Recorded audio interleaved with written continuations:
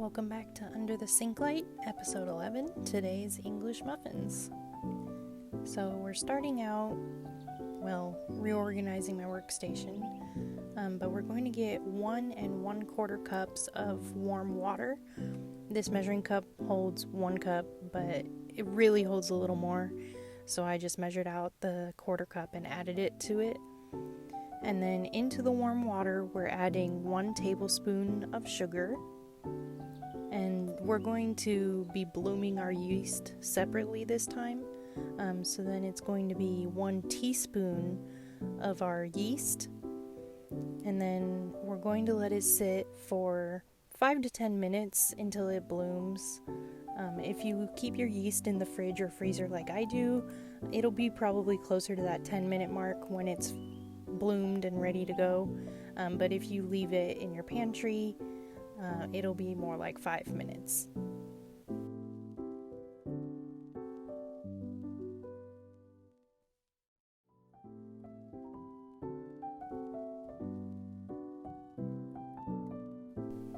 So we're just going to give it a little bit of a stir so that the yeast and sugar can start doing their thing. And then we're going to set that aside so it can bloom. And in the meantime, we're going to get our dry ingredients ready. It's going to be 2 3/4 cup of all-purpose flour,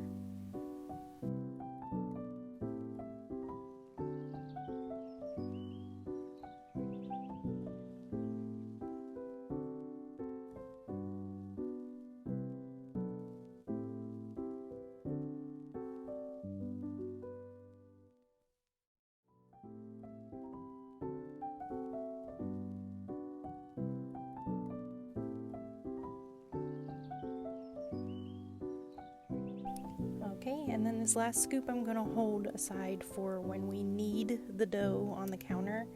And then as a grand total, I ended up using about 1/4 cup plus 1/8 cup. But it's going to change depending on if you're a little over on your water or whatever else. But into the flour is going to be 1 teaspoon of kosher salt. And really for the flour, you could use up to an additional 1/2 cup, so just keep that in mind. Our yeast is now bloomed, so to that we're going to add 2 tablespoons of extra virgin olive oil. You can use canola oil or even melted butter if you prefer. I just like to go with olive oil because it's neutral.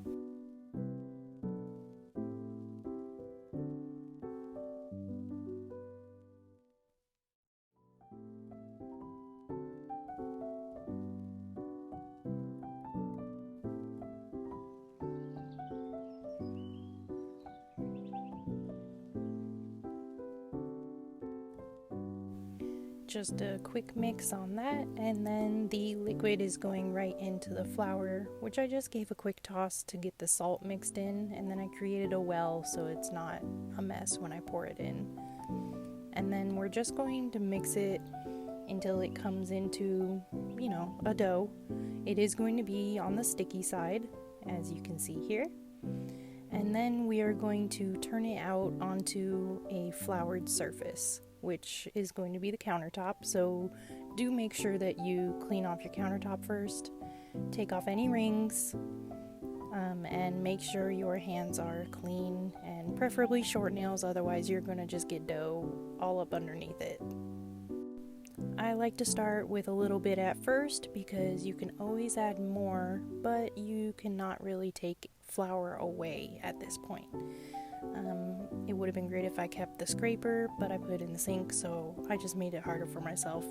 But put that dough onto the floured surface, and then before you work it, go ahead and get a little bit of oil in that same bowl and just rub it around, because that's where our dough is going to rest after we give it a little bit of work.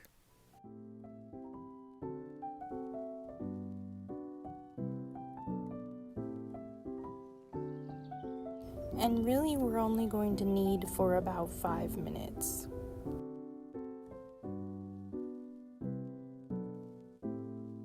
And this process is where I used most of that extra flour. I only used a little bit when we kneaded again after the rise, maybe honestly less than a tablespoon, but it was pretty sticky at this point, so I did use almost half a cup. So here's how she looks, nice and plump, and we're going to set her in her oiled bowl. And then my favorite is to use a warm, damp tea towel, but if you prefer, you can use plastic wrap. I just like the warmth of the towel because my kitchen's still kind of cold right now. And then we'll set her aside and she will rest for 1 hour. In the meantime, getting closer to the end of that rise, you're going to get a baking sheet, a damp tea towel, or you can use parchment paper, and we're going to prep for our dough balls. So I used grits. You can use plain cornmeal, you can use plain grits. This is just what I had, so buttered grits it is. You're just going to sprinkle an even layer onto the pan. There, just like that. And then now our dough has rested for 1 hour. Look at how plump she looks. And we are going to flour our countertop again, and we're going to knead it, honestly, less than a minute, just to get it to kind of come together, press a little bit of that air out so that we can work with it and portion it into our individual muffins.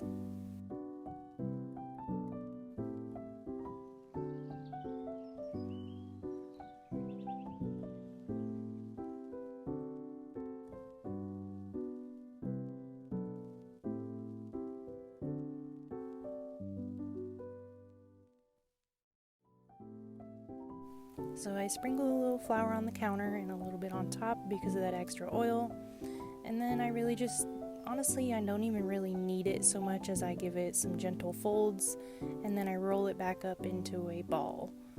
And then I'm going to weigh it because I want to weigh my individuals.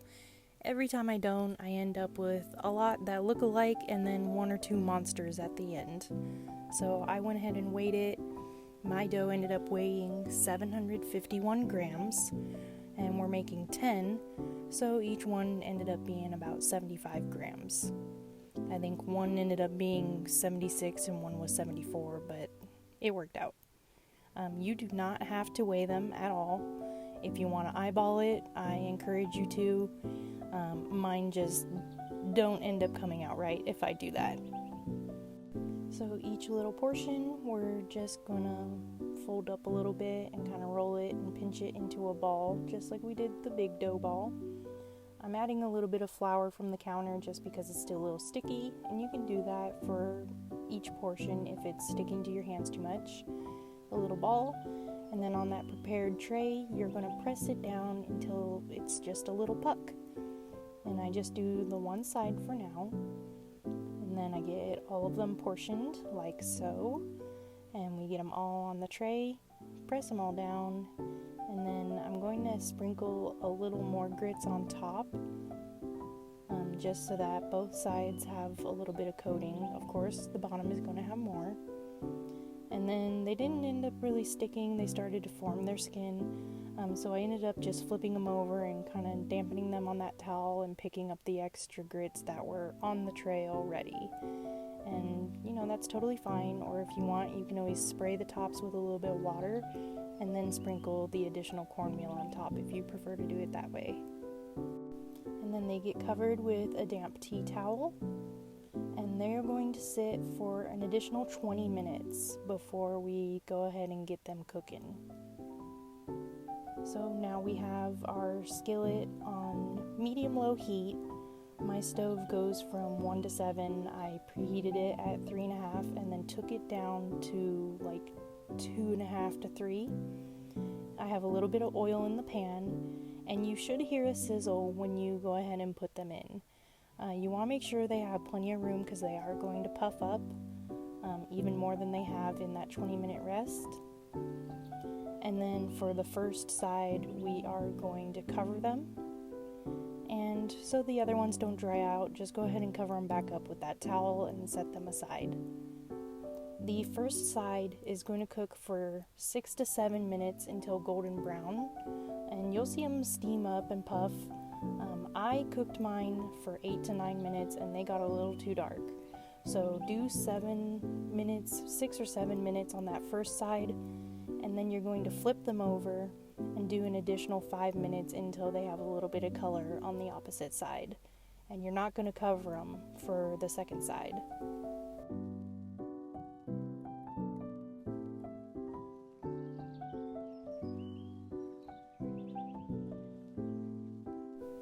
So I did 5 minutes on that second side, and here's how they look.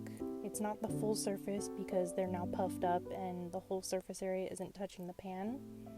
Also, if you have an uneven stove like I do, you'll have some that are a little lighter than others, but that's okay. They're going to get eaten anyway, so it's not a huge deal. And then in between batches, I did add a little bit more oil so that I am frying each batch that I put in the pan, and that it doesn't get dry and start to burn that cornmeal before the muffins can puff up.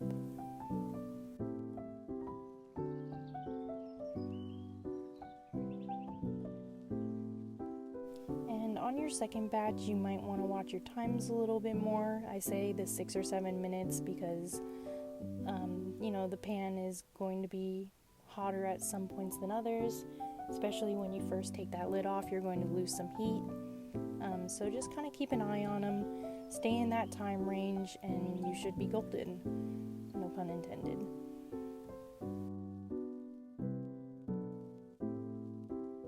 And of course, we have to cut into one because the first batch is cool by the time they're all done. Top and bottom looking good. And of course, you're still probably going to want to toast these and add butter, peanut butter, jam, sausage, egg, and cheese, whatever you like on your English muffins. You can keep them on the counter for 1 or 2 days, but after that, put them in the fridge or wrap them individually to be frozen. And then we're going to have a look at our entire batch, and then there's going to be that recipe with instructions with the adjusted time. I hope you enjoy this recipe as much as I do, and thank you for watching.